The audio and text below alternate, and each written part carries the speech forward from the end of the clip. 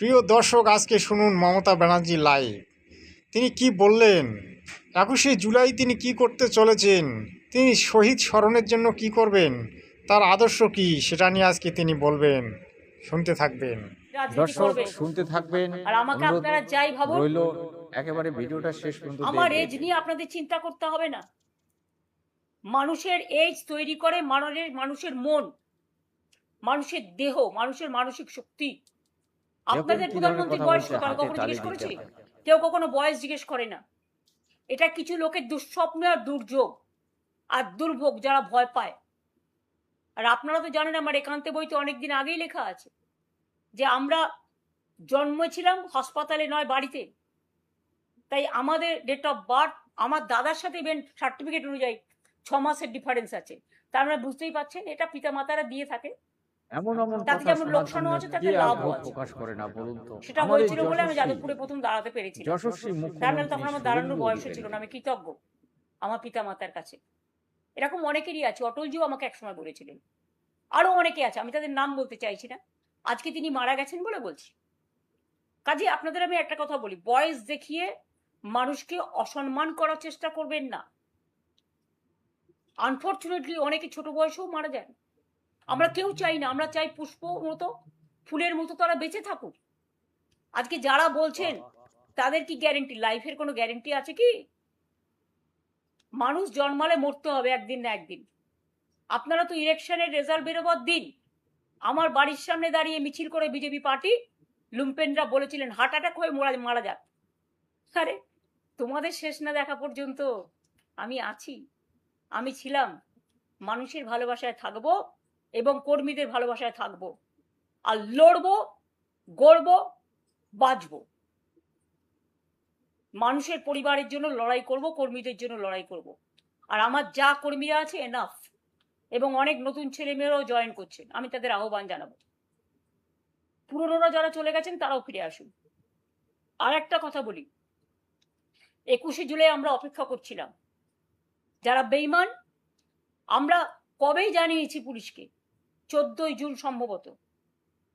আর কয়েকদিন আগে ডেকে, আমাদের 2-3 দিন আগে সম্ভবত, ডিরেক্টর শোভনদাকে ডেকে পুলিশ বলছে কালীঘাট হাজরা মোড়ে মিটিং করুন।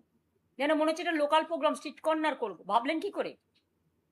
যাই হোক, আজকে আমরা কৃতজ্ঞ মাননীয় আদালতের কাছে, কোর্টের পারমিশনে আমরা 21শে জুলাই, যদিও মেয়র রোড আমরা চেয়েছিলাম, আমাদের দেওয়া হয়নি, ব্যাকডেটে ওদের দেওয়া হয়েছে, দিঘি যা হয়ে গেছে হয়ে গেছে।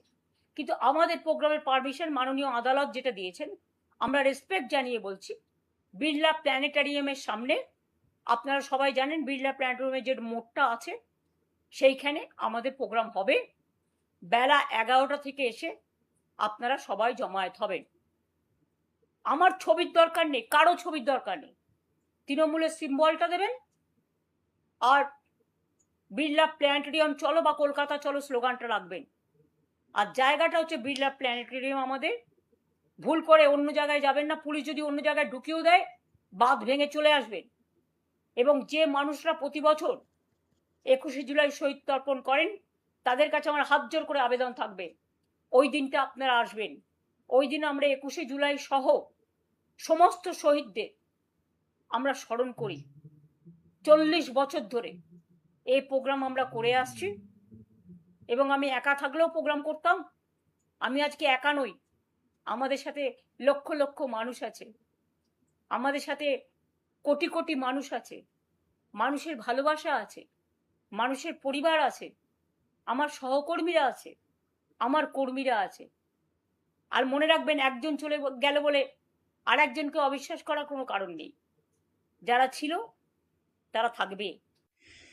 প্রিয় দর্শক, এবার আসছি ব্যাখ্যায়। এই যে মমতা ব্যানার্জি, তাকে কিন্তু একসময় অগ্নিকন্যা বলা হতো।